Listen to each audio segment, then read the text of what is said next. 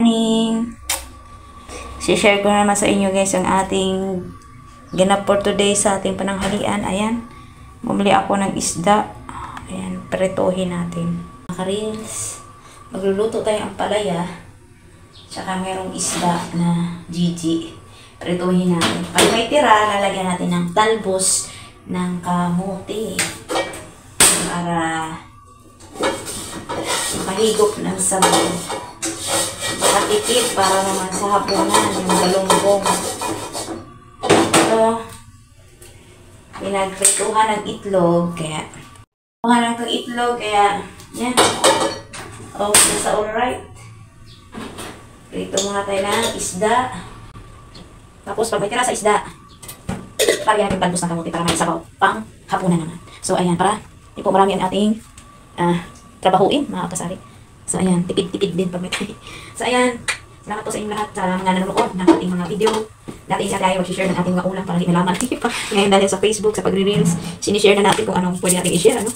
Kasi may mga purpose ang ating mga pinag-share para tayo ay mabigyan man lang ng anonym lulabits. Ano? Yan. Ang galunggong na babae ata to. Bagay kasi yung pritong isda sa ang palaya na may itlog. Ayan, ang palaya na may itlog. Yung simasin natin ng ating asin, lagyan asin. Pusok na guys.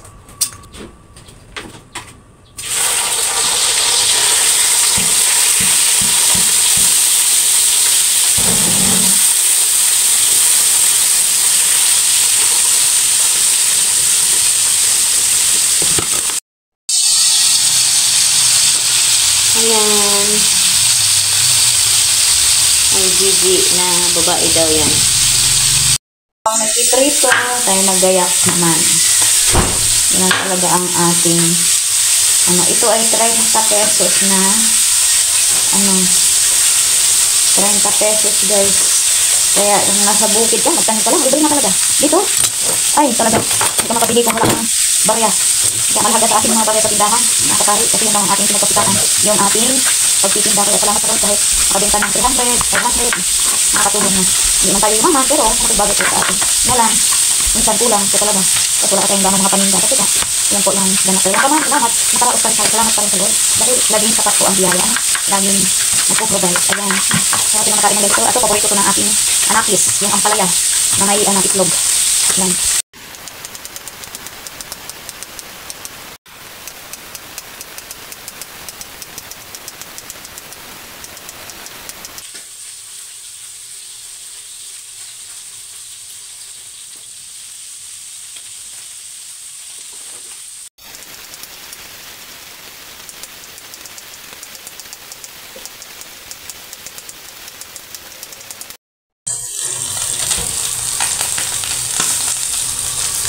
Ating itlog naman.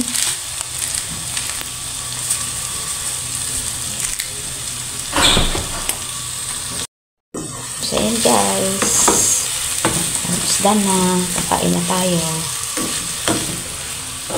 Hindi ka na binabatil yun.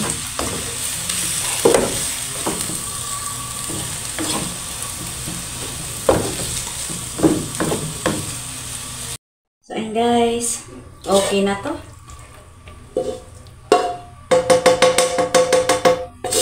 Guys, yung ating tanghalian. Ayan, yung iba nating Gigi. It's it. Okay na to.